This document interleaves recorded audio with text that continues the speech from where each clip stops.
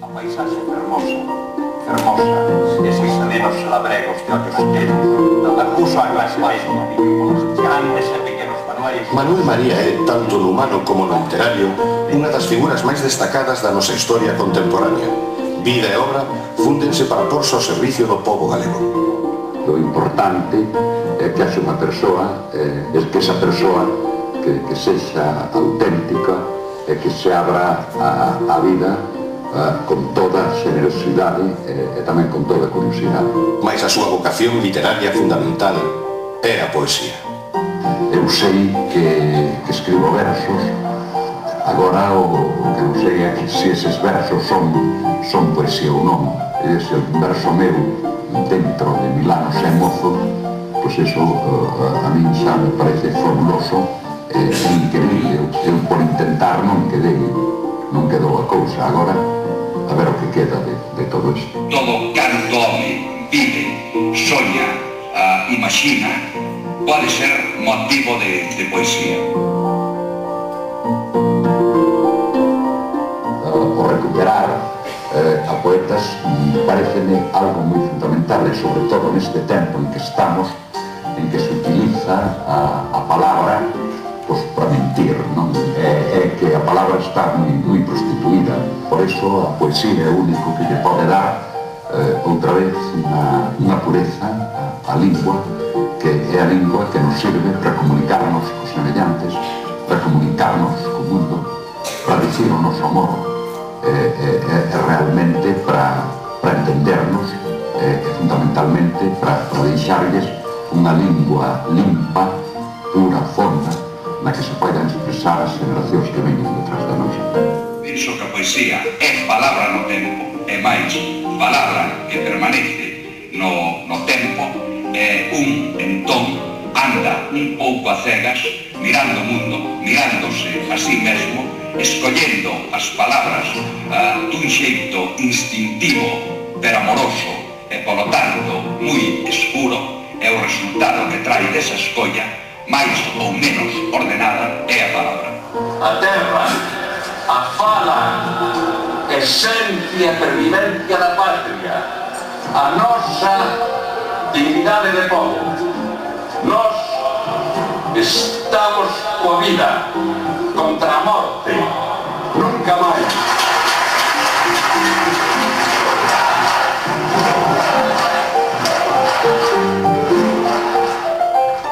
Rosas, sempre a rosa, sempre a forma, a cor, o recendo, a luz, a percepción da rosa.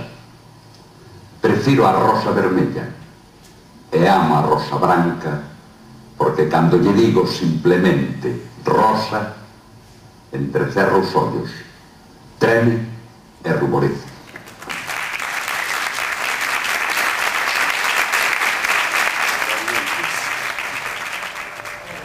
O Manuel, para todos nós.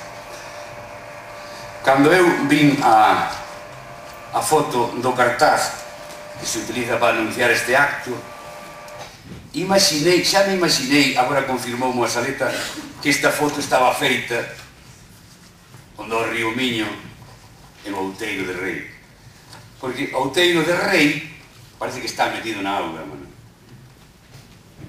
Outeiro de Rei ten 3 ríos, como Ourense, como a nós.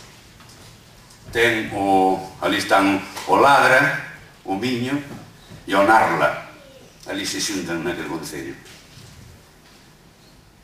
Seguramente esa letra quererá que engada o regato do Cepelo.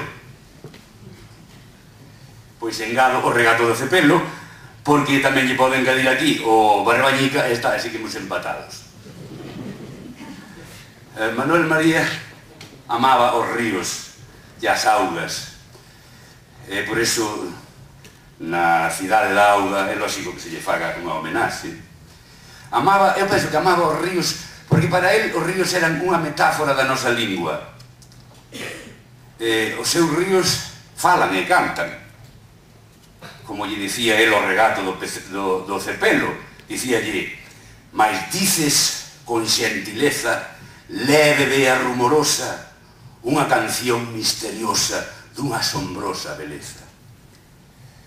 E cos seus versos cantou aos ríos, a parte da rosa, como non sei, e sobre todo ao idioma.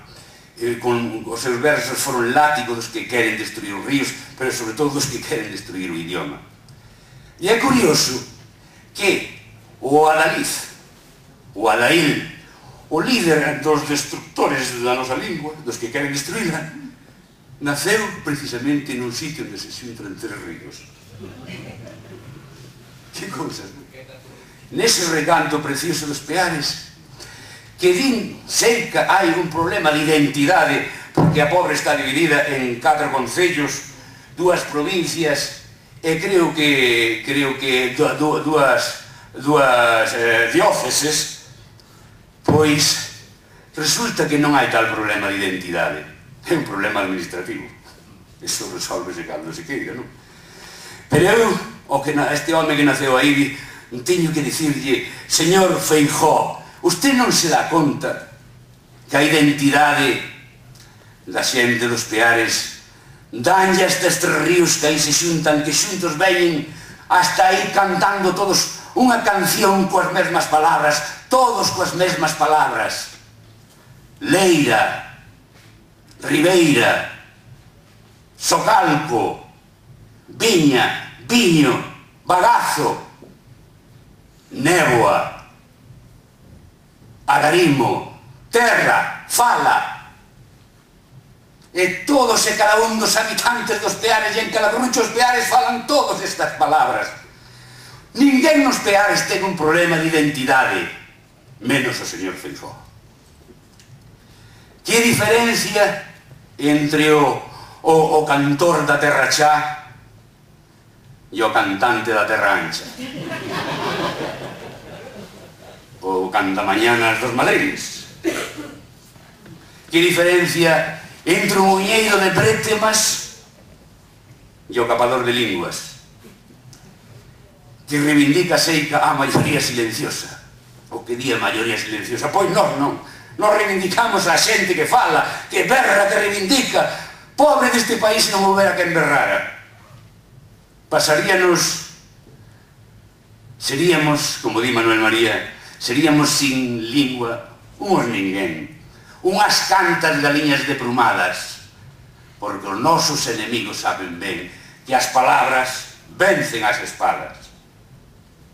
Non creo que haxa que pedirlle disculpas a Manuel por utilizar este acto para arroupar esta loita que estamos tendo nestes tempos contra o decreto trilingüe guai